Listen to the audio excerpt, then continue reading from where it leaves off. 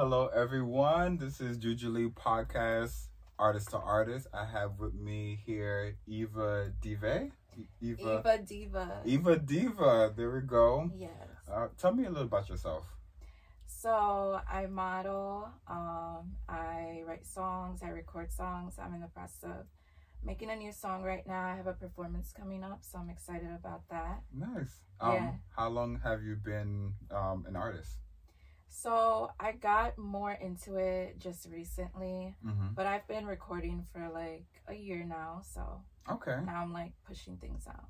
All right. And what would you describe your style as?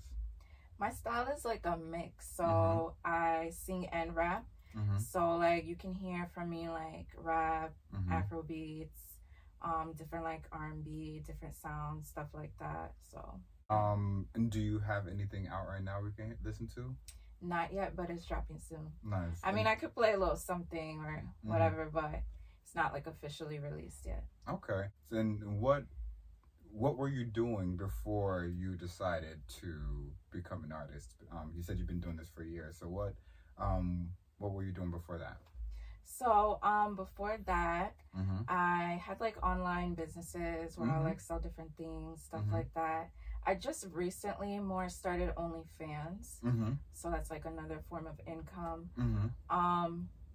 But yeah, I've been doing that. Did some like Airbnb stuff. So okay, yeah. So you dip and dabble into a lot of different things then. Yeah, like I'm like a hustler, entrepreneur. I hear that. Businesswoman. I mean, in this world, you got to do multiple things. Yeah. Like, this is forever changing. Things are like, the money is not always where you want to be, so you just got to be where the money is. I always say that. Yeah, it's true. Got to keep your eye out. So we've been going back and forth for a little while, and then I started researching you, and I came across your Instagram page, and I was like, wait a minute, this girl is beautiful. Like, wow. Like, yeah. And then I also, you take a lot of like, beautiful pictures. You're out places. You seem like you travel a lot. I love travel. Is it safe to say that? Yeah. Yeah. And then I also did see in the profile bio that you did have an OnlyFans page. So you said that you just started that, right? Yeah. It's been like maybe 2 months now. And I have to admit, I'm kind of lacking. I need to post more, promote it more. But I think like when you get the handle of it, it's cool. It's fun. I like it so far. No, I felt like during the quarantine, the OnlyFans really got a boost where everybody was talking about it. It was the big thing, and then it kind of died down a little bit, but I'm pretty sure people are still making like a shitload of money off of it. Yeah, and that's the only thing I'm like, yo, why didn't I start this sooner? Like when it was like trendy and like people were like people were just into it. Like they were just kind of like, I want to see what's going on. Like it's hard for people to even want to meet up because restaurants were closed and things were closed, so everybody was kind of like, I'm gonna get my fix by going on OnlyFans because nobody wants to meet up. Right. Yeah. Exactly. And I think like it has a negative connotation, so like many people at first probably backed away from it, but it's almost like people are like, why don't you have one when I didn't make one before? It's almost like why? I feel like it but it depends. They're really like put it in a niche where it felt like it was only for like strippers or sex workers, but I see a lot of people use it in a very poetic way. I see people like use it because I'm not gonna lie, I was tempted to I went on the page and I created OnlyFans, but I didn't want to be sexual with mine. I was like, why don't I create movies or create content? Like, I am also a producer. I write music and things like that. So I wanted to do mine sort of like behind the scenes, where if you want to learn how to make music, you would go on my OnlyFans for my fans, but just use it just because people were on it, Yeah, and I think that's definitely smart because you can take that opportunity and make like a lesson thing and be like, if you want to learn more, subscribe, and you make a video about you teaching the ways to produce, how to form a beat, how to write a song. So you're like a creator on that platform. It's another platform where you can create. So you can, as the creator, you can make any kind of style that you want. You know, it's up to you. I was trying to figure out, what am I gonna ask this girl? Like, because I didn't know that you were a artist until you came on here, because your Instagram page has nothing and you don't have any music on there. So all I saw was this beautiful girl, the OnlyFans link, and I was just kind of like, maybe this is her. Like, so I was trying to come up with questions, because usually I do interview artists, which I'm glad that you're an artist, because now I feel like we can go into music more. But while I was in the car, just passing time, waiting out, and I came across Mia Khalifa. It was just the universe showing me something that I can use, because I sit at home and watch podcasts all day, different podcasts, and I saw Mia Khalifa doing a podcast, and I was like, whoa. And I don't know much about Mia Khalifa. I was like, is she related to Wiz Khalifa? Like, I was like, oh, they're not related. Okay. But I know very little about her, so that was my first time actually delving into her story. And do you know I do. I think actually I like her. I feel like the way she rebranded herself, she's like very smart about it, and like she's a very smart girl. Which is a hard thing to do, because when I was listening to her story, and she was saying that she got into it real young. She got into the porn industry very young. She was, I guess, 18, 19 when she went into it, and then she stopped around 2021. So, and I always say to myself, like, when you're 16, 17, you think you know everything about yourself. When you're 2021, you think you know everything about yourself. But I feel like it doesn't fully develop until your late 20s, where you're kind of like, okay, like, you know, like, you really think you keep on learning more and more about yourself. And even though I think I might know myself a lot right now, I'm pretty sure I'm going to discover other things as I get older, you know? Definitely. Like, I feel like it's the bravery, though, that you have at that age that's important. And if you can hold on to that and, like, know how to keep recreating yourself and reinventing yourself, that's going to last you a long way. But that bravery she had, whether, like, it was good or bad, because I bet she looks back and is like, oh, I kind of felt forced, or I didn't know what I was doing. And there's, like, a lot of maybe shame or, like, regret attached to that. Not a lot of people have the balls to do that and put themselves out there and express themselves, you know, so. And I find myself to be a very conservative person, where, like, of course, like, I can be sexual and I can be crazy or whatever you want to call it, but I feel like I just want to keep a lot of things a mystery. And I just never know. When I was young, of course, you know, it was sexual and everything like that, but I just didn't know if I was going to be president. Honestly, I didn't know where I was going to be. I feel you. That's really real that you say that, because a lot of people, they're like, I don't want something to affect me, you know, but also I found myself when I act like that, and I would think I was more conservative in the past. It was just another form of fear of holding myself back, because like I said, we're in a time where you're able to create, and you don't know, like, things happen so fast, and like now that in 10 years you don't know, like, people, they'll remember, but will they really care? Or, like, will you be able to craft yourself into a different person that people be like, fall in love with the person that you created, that they don't care about what you think is so bad about yourself, or like what you regret, or what you think is a bad thing that you said or did, you know?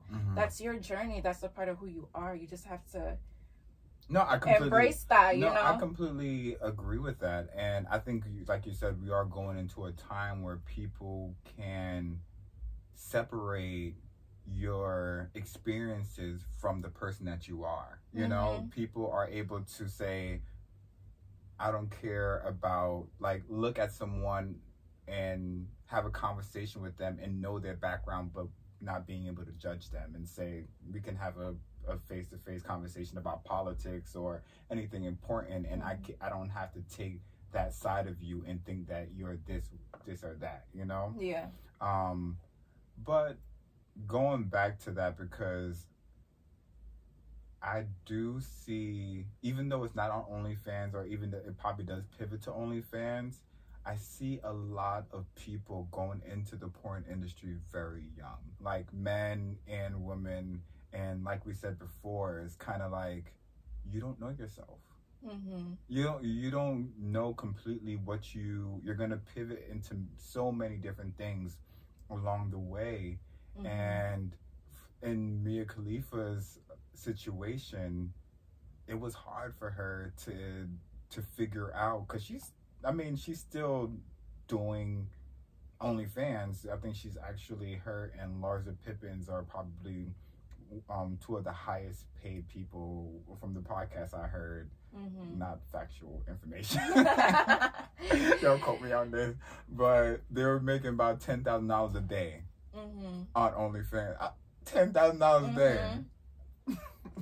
That's what I'm saying. Like, I'll be happy with $1,000 a day. Like $10,000 a day. Like, yo, she's of course I want to make more than that, but but even though, and she's doing a lot of different brand deals, she's still getting a lot of different deals even with her doing that. But it was so difficult for her to completely erase that from her history. You know, it's something that's become a part of her brand, where it's kind of like moving from that and creating a new brand and still having to talk about it, but looking at it in a different way, but still having to talk about it. Just going back to all these people, a lot of people, where I just realized like how sexual this world is. I think I didn't really realize it until the OnlyFans phase, where I knew people were sexual, but the thing of people not being able to move past sex, like how many people aren't able to move past sex, you know? I'm like pivoting, I'm going on a tangent. No. I mean, this is an interesting topic, because I think we push sex so much that it's kind of like embedded in everything, and it's almost like if you're not like that, you're gonna have to become like that, you know? But in another sense, you have like people pushing the movement of like sexual freedom, liberation, expression. So it's like you're in both of these worlds where it's like, whoa, things have changed so much, but also you're able to express yourself. And you're able to make a market and make money. It's an avenue that was never there before. That is true. Know? And we're moving into this era where people are very hard on women right now, especially because it's been the topic for like this whole summer, basically, of women running hip-hop right now. And a lot of people are very judgmental about the topic of the lyrics and things like that, saying they aren't able to move past certain topics. What are your thoughts on that? Like, I mean, also you have to, like, people say like, oh, they keep talking about the same stuff, but that's what's bumping in the clubs. Like, that's what's making them money. That's what people are shaking their ass to. You know what I mean? Like, if y'all wanted to hear other lyrics, then play those lyrics at the club. Make that hot. You know what I mean? Like, stream their music. So it's about demand and like what the people want, what the masses want. And this is what the masses want, because they're morphing into this industry and this type of music. And when people are tired of it, things will change. Exactly. You know, so that means we're not really tired of it, but we just want to complain. Where were you raised? Well, I was like born and raised in Jersey. So. In Jersey. Okay, cool. Yeah. I'm a Jersey boy too. From Patterson, I grew up in Patterson. No, Jersey's the shit. Popping right Jersey now, is definitely popping. Yeah. Like, I lived in New York for a while, and I mean, a lot of my friends moved out to New York, and so I would find myself always in New York. Me too, yeah. And I called Brooklyn my second home because I loved it so much. I moved out to Brooklyn before the quarantine, and I moved to, what was it? East New York. Oh, okay. I moved to East New York. I knew nothing about East New York, so I visited in the daytime. I was like, rent was dirt cheap. I was like, yeah, I'm with it. Like, move me in. Like, where do I sign? When I came back from work, 10, 11 o'clock at night, it was cops everywhere. Everywhere. Every day. Every night. I mean, like, I was like, what the hell did I get myself into? I moved into a war zone. Yeah. I was like, this shit looked like Chicago or something. It was cops on every single street corner. I'm not even exaggerating. It's like something you hear in a song and you think like, sometimes like, I feel like sometimes people might hear some rap songs and think they're exaggerating, but it's really like that.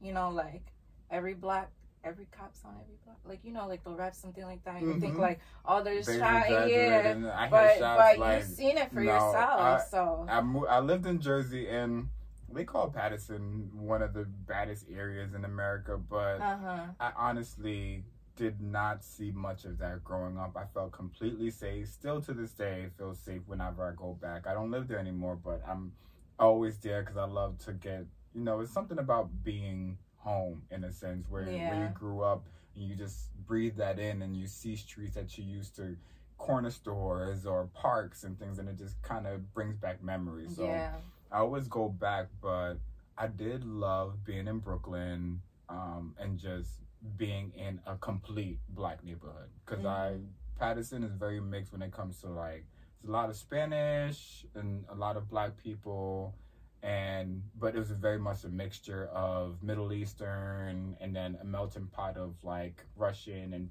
like a lot of different people. But New York is also a melting pot, but living in East New York was completely like African. It was Caribbean people. So what part of New Jersey are you from, you said? So I used to live in Avenel. Yeah, and then I moved to South Jersey for a while. So you're like in the boonies, kind of like you ain't over there, like. Not like see, Avenel is more like North Jersey. Okay, where I am now. Yeah. Okay. But see, like when you're from Patterson and like that area, you think like North Jersey's like that area, and you don't really look past. But I think really North Jersey stops maybe like New Brunswick or something like that. You consider New Brunswick North Jersey more because you know what, I used to live in South Jersey and I'm like it's different. Like it's different. Like it's everyone here is more like, I don't know, like, you know, we have like New York teams, stuff like that. There it's like more Philly teams. It's quieter. No, it is very much quieter. It's just a different vibe. So no, tell me a little bit more about that, because I'm what I consider North Jersey is like Patterson, Newark. You know, but this is a big like a Jersey argument. Is it? Yeah, because people are like, oh, Central Jersey doesn't exist, and like everyone has their own cutoff of what's North Jersey and what's not. No, so, yeah, and that's where I'm so I think personally it should be like kind of New Brunswick area. Then under that is like South Jersey. Okay, so you grew up in Avenel, you said? Yeah. And what high school did you go to? No, see, I went to high school in South Jersey, but I lived in Avenel when I was like till 11, 12 years old or something like that. Then I moved to South Jersey. Went to high school there. What was high school like? What high school did you go to? Northern Burlington. Northern Burlington. Yeah. And what was that like? Like demographic wise, education wise, what did you get out of that? I think when I first moved to that area, it was like really, really quiet. It was mostly like white people. Okay. And then as the years went on, like a lot of people started to move to those places because they started building more houses there. So you got like a mixture of people, and then they would merge like different people from the surrounding areas into the high school. So then you get more of a mix from everyone that's like moving in. But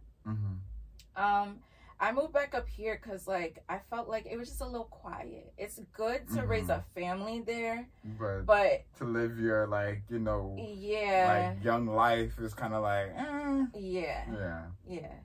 it's one of those things. And what was after high school like? Did you end up going to college, or what was at that after high school? I went to college, studied business. Okay. Yeah. Hey. What college did you go to? So I went to a community college first, then I transferred.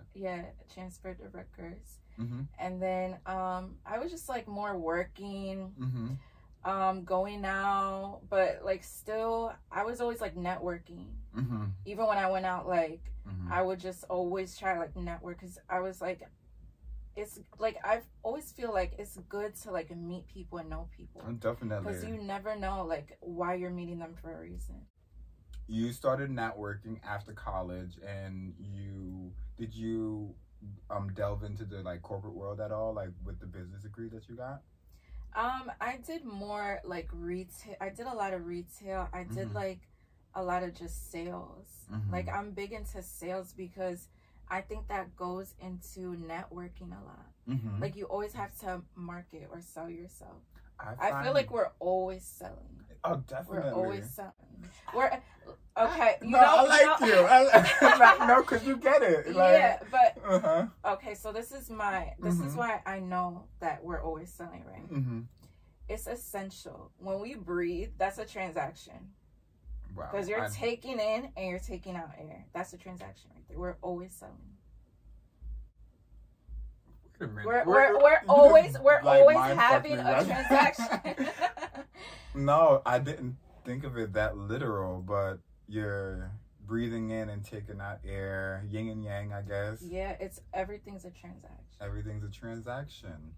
But going back, like I've been doing sales for a while. I think one of my first jobs was working at Hollister when I was like 15 years old.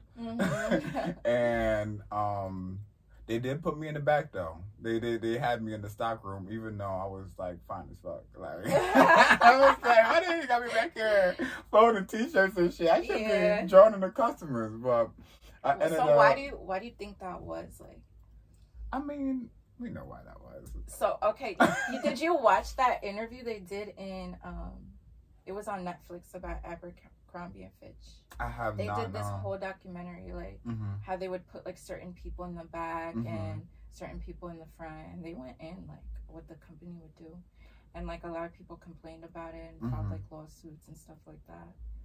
You should watch it. It's crazy.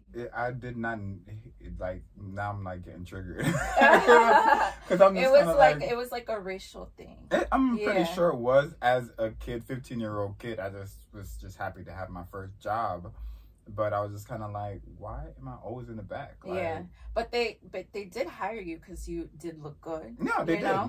But you know, they have like different ways that they would put people and place people. No, they did that. Then I would make myself out of the back, but they'll put me in the changing area, like fitting room. So, but I was still in the dark in the back, like, but.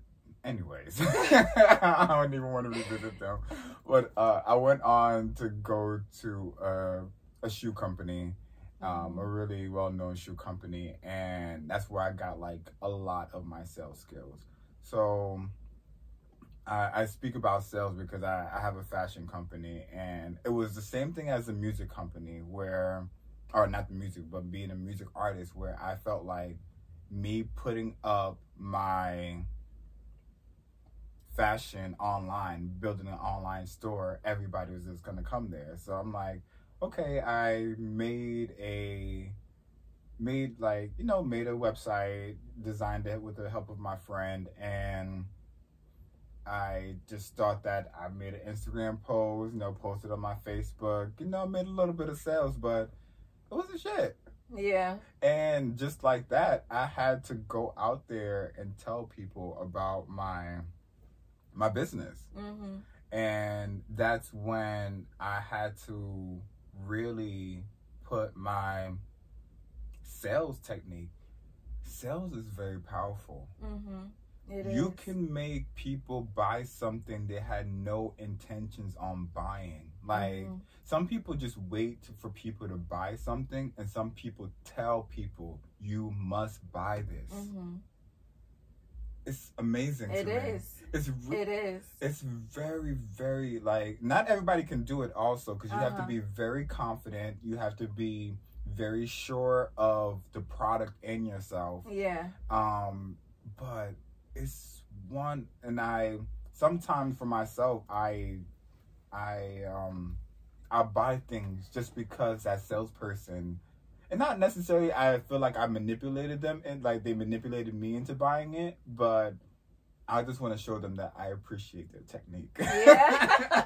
I'm like, I don't really need this, but you selling this shit. Yeah. You selling this shit right now. Sure. Like, you're like, damn, that was good. I'm gonna buy it. No, definitely. Like, yeah, I mean, I've had experiences like that because when I worked, like, I used to do bridal consulting. Okay. And, like, I would get, like, bestseller. I would, like, always sell. Mm-hmm. But it's literally, like, the way you work with someone. Mm-hmm. And, like, it's just the way you sell. Like, it's really, like, crazy to see the whole thing happen. Because it's, like...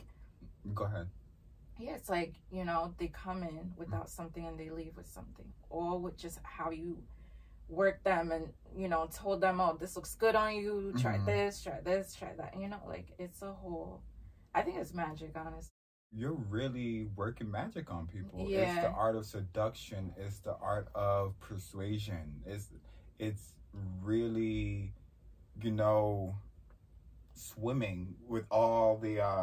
elements exactly, your arms kicking, you're just like really performing magic. I love that you understand and have a passion for sales like I do, because I really dissect everything, and it really gets to me sometimes when I don't have a good sales day, because I dissect my whole day and like what could I have done better, things like that. So I love that. I think it's great. Like, if you're creative and you're into business, when you like learn how to merge the two and really balance it, what can't you do? Because a lot of creatives, they don't want to use that part of their brain because they think it's too logical. Like, I don't want to think numbers. Like, they just have to like my stuff, you know? And then a lot of business people, they can't create because they don't use that side of the brain. It's just all logic. But if you have both, that's great. You know what I mean? I'm just waiting. I'm really waiting for the system. I'm like trying out different things and waiting for the system to create itself. Right. I mean, it is mathematical in my head, but I think that creatively, I work with God, you know, God, of course, but also what works for me, what works for whatever I'm doing creatively, you know, like it's sometimes it's like faith, persistence, consistency, and just, you know, hard work. Yes. Yeah. The right timing. Right timing. No, I'm loving this conversation because not a lot of people can have this conversation. Nah, for real. Some people be like, what the fuck are you talking about? Yeah, like it goes over their head right now. But tell the people, you know, where they can find you, when you're like performing, anything you want to let us know about. Yeah, so I'm gonna be at Nigepalooza. It's on the 7th, so you can find me there. Follow me on my Instagram, Eva_DEEVAA.